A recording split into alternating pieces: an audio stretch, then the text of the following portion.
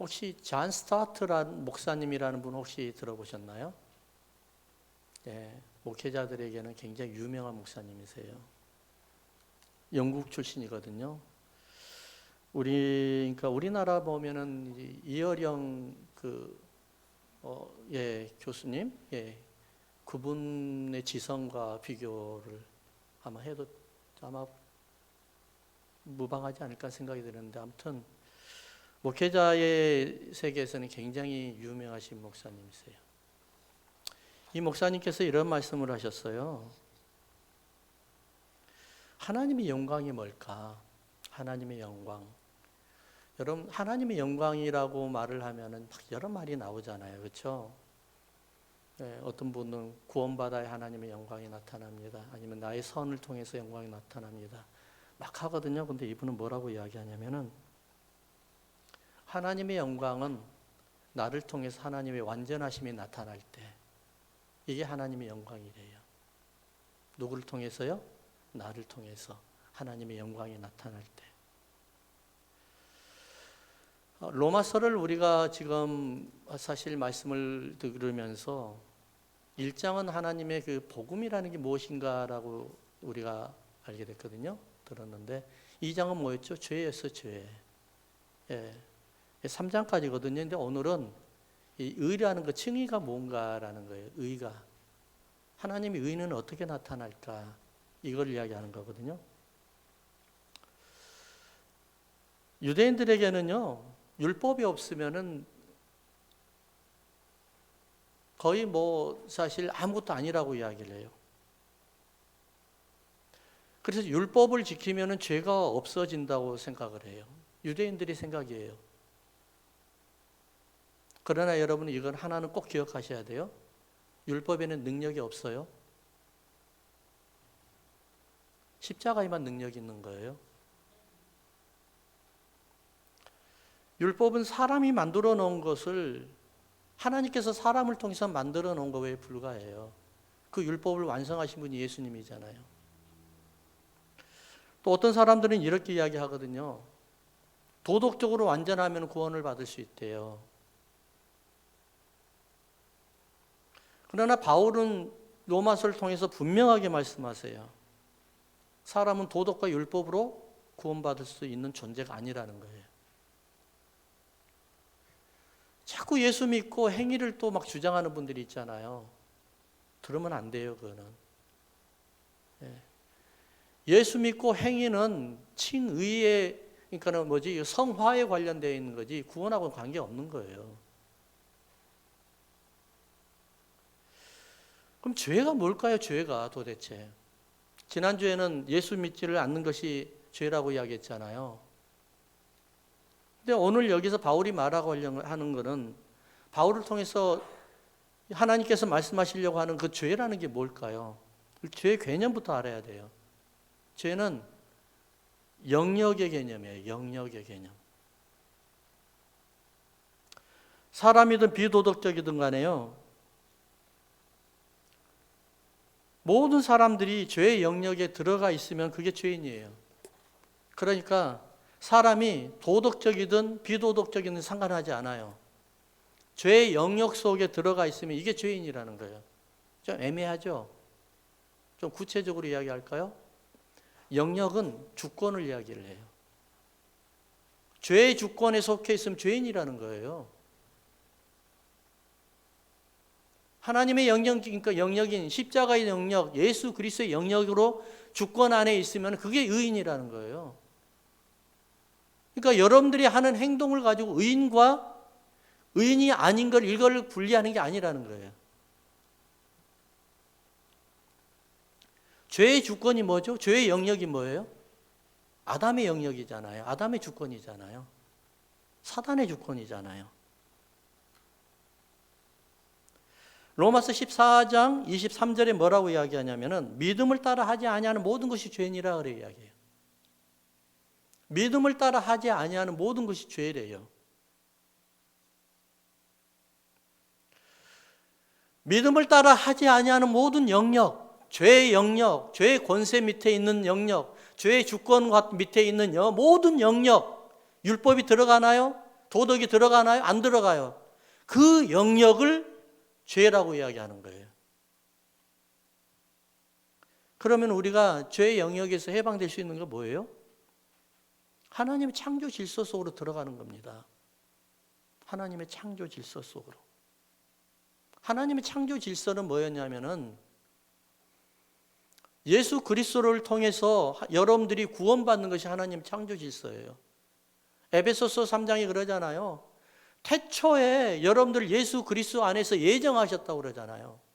태초에부터.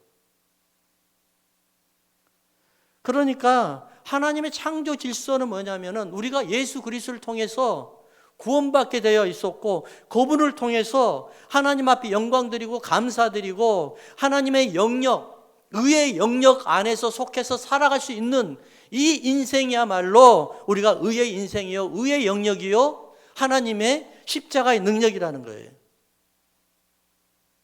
세상에 완벽한 사람이 있어요, 여러분? 수없이 이런 말을 해도요, 여러분들은 또 그 이야기를, 지나가면 그 이야기를 하더라고요. 나는 죄인입니다. 나는 내가 구원받았는지 못 받았는지 확인을 잘 못하겠대요. 주님 앞에 서봐야 알겠다고 이야기하는 사람들이 있어요. 그럼 여러분들 왜 예수 믿는 것이 능력이 있을까요? 어떤 사람들은 뭘 하냐면은 나는 인격적인 사람이거든요. 나는 굉장히 도덕적으로 완벽한 사람이거든요. 내가 왜 예수를 믿어야 되고 회개를 해야 됩니까? 라고 이야기하거든요. 근데 여러분 제가 한번 여쭤볼게요. 세상에 자신을 스스로 나는 인격적이고 완전하다 하는 사람들이 있을까요? 실질로 있을까요? 저는 없다고 봐요. 어렸을 때부터 80, 70, 80 이 세대 될 때까지 한 번도 죄 안 지어본 사람 어디 있냐고요. 누가 자기 자신을 완벽한 사람이라고 자랑할 수 있겠어요? 아무도 없어요. 그러는데 어떻게 율법으로 아니면 도덕으로 우리가 구원을 받을 수 있어요? 오직 예수 그리스도 한 분이에요. 할렐루야. 다 여러분들 헷갈려도 상관은 없어요. 근데 딱 한 가지예요. 예수 믿는 사람이 무슨 율법을 가지고 구원을 받아요? 예수님 한 분이면 끝나는 거죠. 여러분들이 자녀들이 여러 명 있는데 자녀 하나가 너무 속을 썩여요. 근데 걔가 내 아들이 아니라고, 내 자식이 아니라고 할 수 있어요? 조금 못났지만 그래도 내 자식인 거예요. 여러분들이 돌아가시면은요, 그 아이에게 상속이 가요. 나쁜 사람이 좋은 사람이 상관하지 않아요. 왜요? 자녀니까요, 자녀니까. 사람의 법으로 여러분들 구원과 구원받지 못하는 거 이것을 가르지 마세요. 철저하게 우리는 하나님의 법으로 우리는 잣대를 대야 되는 거예요. 그것이 뭐예요? 예수 그리스도를 통해서만 구원받는다는 거예요. 거기에는 아무것도 덧붙인 게 없어요. 하나님의 영역 안으로 들어가는 것이 바로 의인이라고 한다고 하면은 하나님께서 만들어 오는 법칙 안으로 들어와야 되는 거예요. 그게 뭐예요? 예수 그리스도예요. 나는 오직 예수 그리스도를 통해서만 너를 완전하게 하고 너를 뭐라고요? 흠없게 할 것이다. 여러분들이 율법과 여러분들이 도덕을 통해서 여러분들이 선한 일을 통해서 하나님이 여러분들을 완벽하고 완전하고 흠없게 만드는 것이 아니라 오직 흠은 있고 못났고 사악한 종 같지만은 사악한 하나님의 자녀 같지만은 그럼에도 불구하고 예수 그리스도의 피를 통해서 하나님은 뭐라고요? 여러분들을 완벽하고 완전하고 흠없는 사람으로 내가 인정을 해줄 거야. 이것이 바로 오늘의 말씀이란 말이에요. 내가 잘나서 하나님이 인정해 준 게 아니라 예수님을 통해서 너 예수님 때문에 살았어. 그러는 거예요. 너 잘난 줄 알아? 너 운 좋은 줄 알아? 너 예수님 때문에 산 거야. 이거란 말이에요. 하나님께서 애굽의 종되었던 이스라엘 백성들을 가나안 땅으로 인도한다고 해서 애굽에서 빼내었어요. 근데 이들이 가나안으로 가려고 하다 보니까는 최대 난간에 부딪혔어요. 홍해바다라는 난관이에요. 바다는 그냥 퍽퍽 파도가 치고 물이 그냥 엄청나는데 배가 있어요? 배도 없어요. 헤엄칠 수 있어요? 헤엄도 못 쳐요. 자녀들 놔두고 혼자서 어떻게 헤엄치고 갈 수 있겠어요? 뒤에서는 애굽의 군대들이 막 쫓아오고 있어요. 어찌할 바를 모르겠어요. 이렇게 죽음 앞에 놓여 있는 이스라엘 백성들을 하나님께서는 모세를 통해서 뭐라고 이야기하느냐? 이렇게 해요. 여러분은 하나님만 바라보시기 바랍니다. 이 죽음의 난관을 하나님께서는 엄청난 하나님의 능력으로 여러분들을 통과할 수 있도록 만들 것입니다.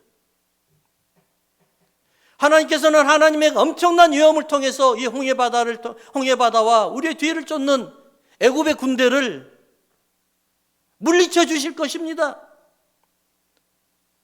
여러분들은 오늘 이 시간 여러분들 위해서 하나님께서 구원을 베푸시는 하나님의 큰 일을 보게 될 것입니다. 이렇게 모세가 하나님의 말씀을 선포하는 겁니다. 출애굽기 14장 모세가 백성에게 이르되 너희는 두려워하지 말고 가만히 서서 여호와께서 오늘 너희를 위하여 행하시는 구원을 보라.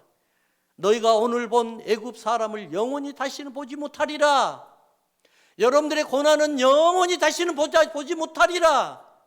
그러면서 하나님께서 뭐라고 다시 말씀하시냐면 여호와께서 너희를 위하여 싸우시리니 너희는 가만히 있을지니라. 할렐루야. 고난이 있어요. 고통이 있어요. 죽음보다도 더 두려운 것이 있어요. 하나님이 여러분들을 위해서 일하신다니까요. 하나님이 여러분들을 위해서 싸우고 계신다니까요. 우리는 이것만 바라보는 거예요. 이것만 바라보는 거예요. 그러면서 애굽에서 나온 하나님의 백성들은 얼떨결에 하나님께서 홍해바다를 갈라버리는 그 길로 통해 들어갔단 말입니다. 우리는 우리의 눈을 바꿔야 돼요. 시선을 바꿔야 돼요. 절망을 버리지 말고 절망 속에서 일하시는 주님을 바라보는 여러분들에게 주의 이름으로 축원합니다. 절망을 바라보면 고통이 생겨요. 마음에 근심이 생겨요. 제가 말씀을 전하는 저에게도 지금 여기에 속한 말씀이에요. 수없이 절망 속에서 일하시는 주님을 바라보려고 하는데 마음은 그렇게 이야기하고 내 입술로는 그렇게 이야기하는데 이게 말을 안 들어 이게. 그래서 어디에 누가 바꿀 머리 있으면 좀 말씀해 주세요. 머리 좀 바꿨으면 좋겠어요. 예. 마음은 계속해서 주님을 바라봐야지 나를 위해서 싸우시는 주님을 바라보지 하는데 여기까지는 괜찮아요. 근데 여기서는 자꾸 논리로 해석을 하려고 그래. 그게 될까? 말도 안 돼. 여러분 바꿀 머리 있으면 좀 저에게 좀 져주세요. 예, 저 머리 좀 바꾸고 싶어요. 예. 자꾸 잊어먹기도 하잖아요.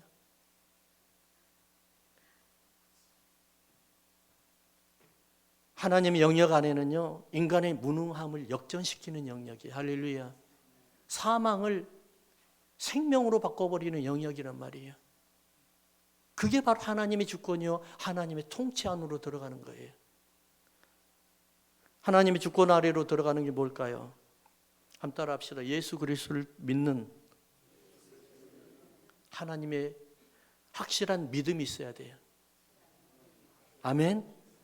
예수 그리스도를 믿어요. 근데 믿는지 안 믿는지 이거를 애매하고 그냥 아리까리하는 믿음이 있잖아요.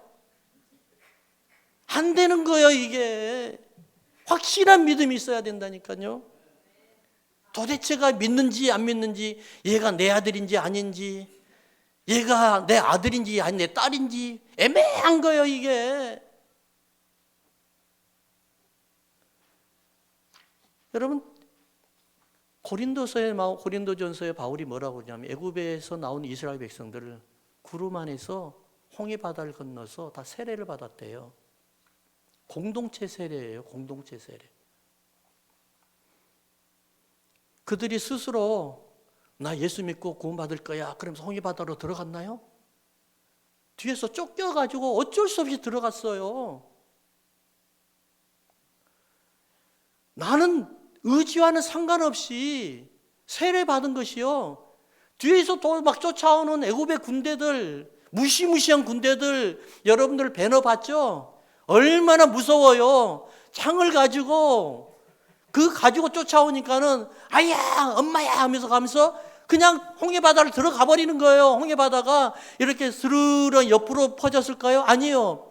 출애굽기 14장을 보세요. 두 기둥으로 세워가지고 퍼졌어요.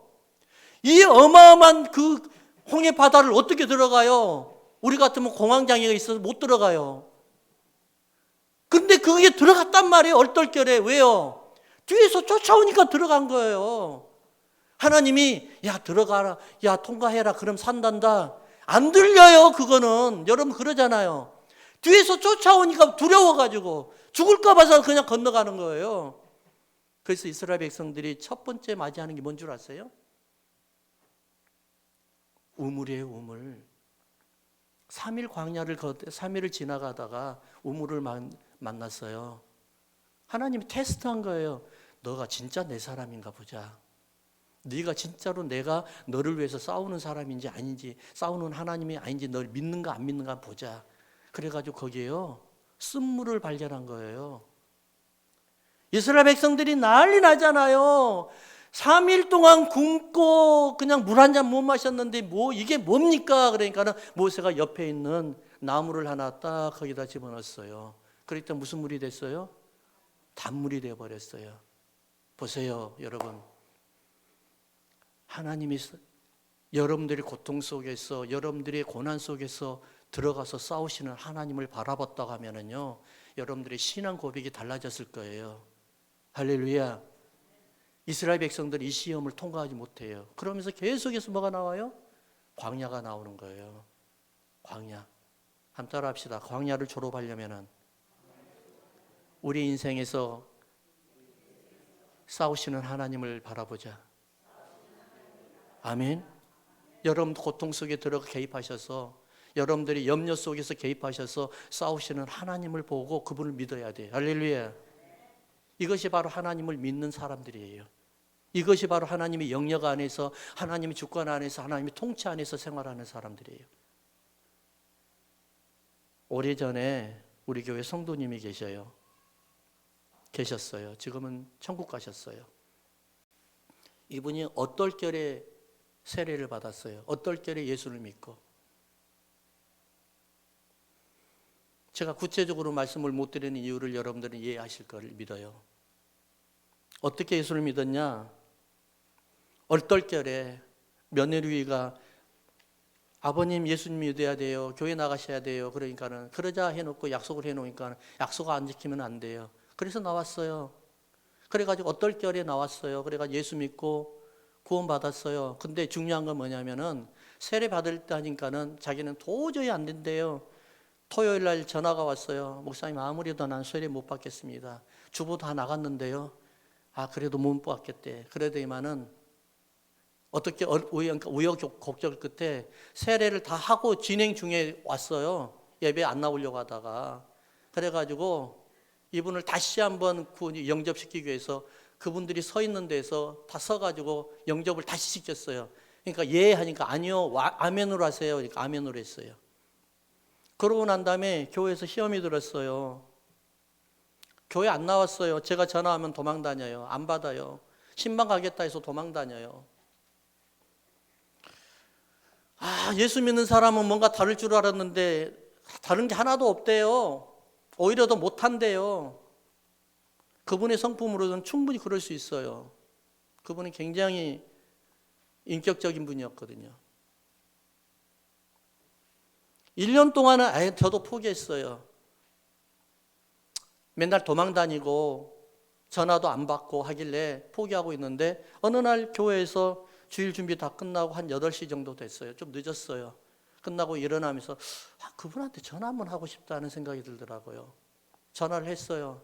딱 전화하니까 뭐라고 하세요? 뭐라는 줄 아세요? 이분이 갑자기 변하면 어떻게 해요? 죽으려면 무슨 뭘 못하겠어요. 갑자기 나한테 목사님 교회 잘 다녀야 되겠습니다. 그래. 무슨 일을 겪었는지 잘 모르겠어요. 그럼 예수님 잘 믿어야 되겠습니다. 그런 거예요. 이분이 그러는 거예요. 그러면서 1시간 동안 떠드는데 내가 계속 듣기만 했어요. 할 말이 많은 거예요.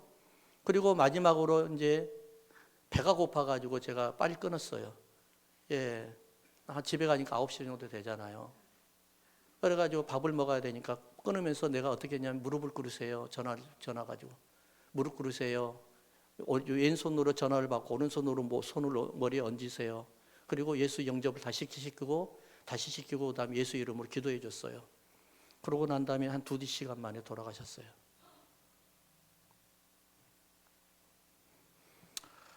제가 어느 집회 가면 항상 이 이야기를 합니다.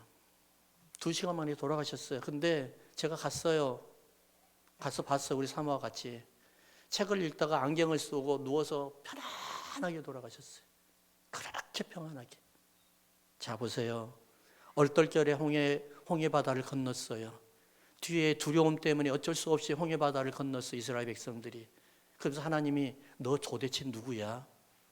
얼떨결에 지금 너는 주님 바라보고 지금 홍해 바다를 걷는 게 아니라 세례 받은 게 아니라 너는 애굽의 두려운 애굽의 사람들 때문에 너 구원받아 너 홍해 바다 건넜잖아. 세례 받았잖아. 너 도대체 누구니?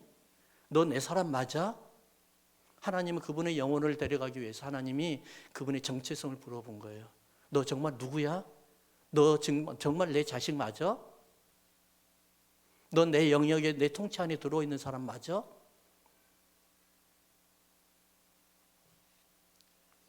사랑하는 성도 여러분, 인생 금방 갑니다. 예수 잘 믿어야 돼요.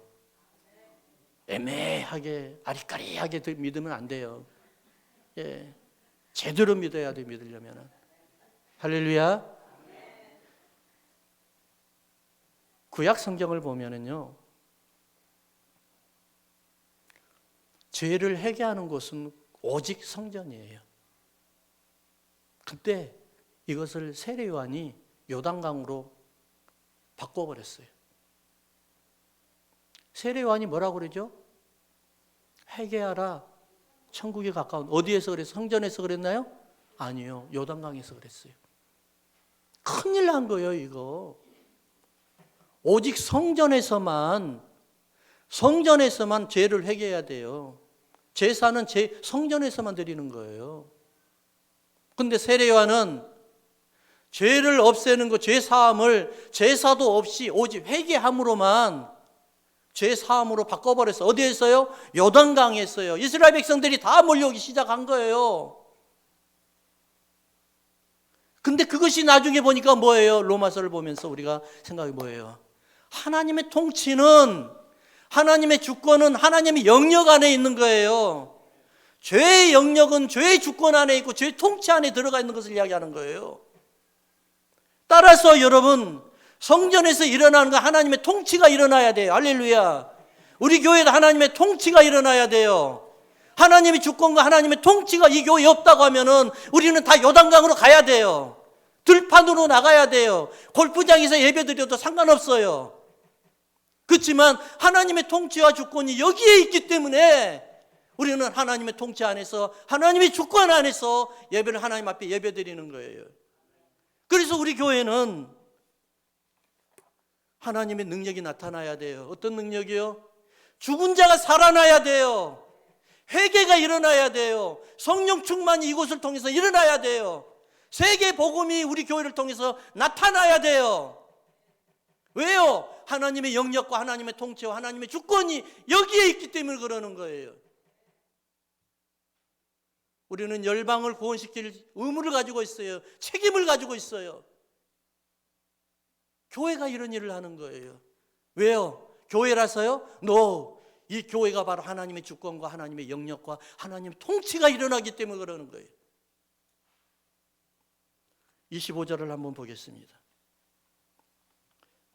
이 예수를 하나님이 그의 피로써 믿음으로 말미암는 화목제물로 세우셨으니 이는 하나님께서 길을 참으시는 중에 전에 지은 죄를 관고하심으로 여기에 밑줄을 쭉 그어보세요.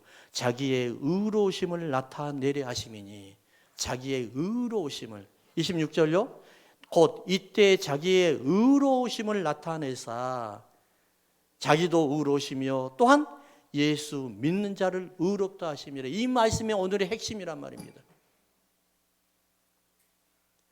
하나님이 여러분들 예수 그리스도를 믿고 구원받은 하나님의 통치 안에 들어가 있는 사람들을 하나님 뭐라고요? 하나님이 완벽하게 하고 완전하게 하고 흠없게 하고 하나님 의를 나타내기를 원하신다는 겁니다.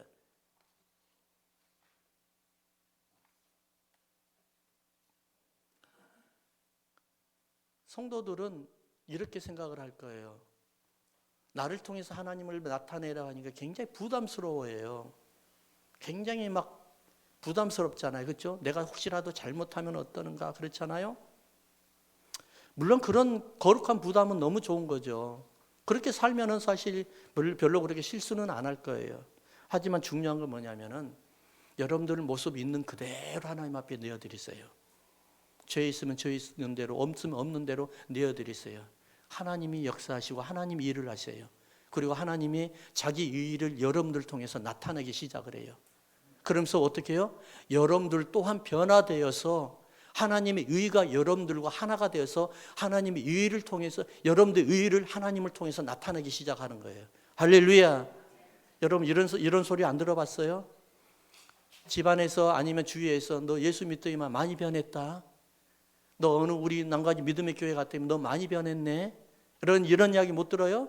우리 교회만 그래서 한 게 아니라 교회 안에 교회를 계속해서 뿌리를 내리고 교회 안에서 신앙생활 하잖아요. 여러분 신앙생활과 교회 생활이 다릅니다. 여러분 신앙생활, 교회 생활은 하나가 돼야 돼요. 교회 생활 다르고 신앙생활 달라요. 그러면 문제가 생겨요. 중요한 건 뭐예요? 여러분들을 통해서 뭔가가 변화되는 과정을 통해서 하나님 의가 나타나기 시작하는 거예요.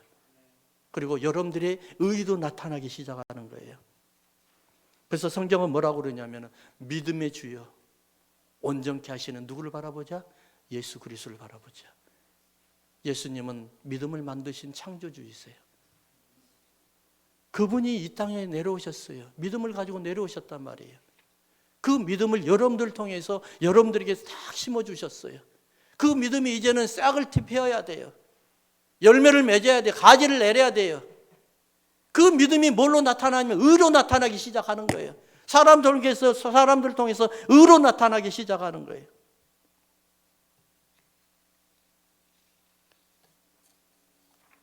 창세기 3장을 보면은 아담이 범죄한 이후에 하나님께서 아담을 찾으시는 과정이 나오죠. 찾으시는 모습이 나와요. 아담아 네가 어디 있느냐? 내가 죄를 지었으므로 하나님 내가 숨었나이다. 그럼 하나님을 도망다녀요. 신기하잖아요. 하나님께 죄가 많은 사람들은 자꾸 하나님을 피하려고 그래요. 하나님의 영역 밖으로 막 이탈하려고 그래요. 나가려고 그래요. 예배도 안 드리려고 그래요. 기도도 안 하려고 그래요. 교회에 자꾸 오기를 싫어해요. 힘들어해요. 그럼에도 불구하고 하나님은 계속해서 아담을 찾습니다. 아담아, 네가 어디 있느냐? 아담은 이제 이미 하나님의 자기 아버지가 아니에요. 왜요? 그는 죄의 영역 안으로 들어가 버렸기 때문에. 아버지가 아니니까는 이제는 계속해서 하나님의 영역 밖으로 이탈을 하려고 합니다. 그럼에도 불구하고 우리 하나님은 아담을 찾아요. 왜요? 아담아, 우리 함께 있자. 함께 지내자. 예수님께서 12제자를 불렀습니다. 그리고 그들을 계속해서 말씀을 주면서 뭐라고 그러냐면은 얘들아, 나와 함께 있자. 나의 큰 이 사명을 너희는 감당을 해야 된다. 그게 아니라 함께 있자. 나의 통치하는 영역으로 들어와라. 내 영역으로 들어와라.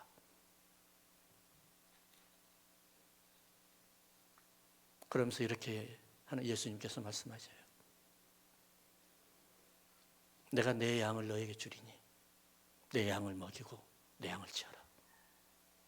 나와 함께함으로 나의 통치 안에 들어와서 내가 너를 완전하고 흠이 없게 만들 것이다. 너와 상관없이 내가 그렇게 할 것이야. 그렇기 때문에 너는 나를 통해서 하나님의 모습을 보이게 될 거야. 너는 너와 상관없이 하나님의 모습을 사람들 통해서, 많은 사람들을 통해서 보이게 만들 거야. 사랑하는 성도 여러분, 잠시 고난을 내려놓읍시다. 염려도 내려놓읍시다. 힘든 거 내려놓읍시다. 하나님이 여러분들을 통해서 의를 나타낸답니다. 완벽하게 만든답니다. 그리고 여러분들을 그 정말 고통스러운 이 환경을 하나님의 모습으로, 하나님이 일하심으로 하나님께서 해결해 주신답니다. 그분을 믿으십시다.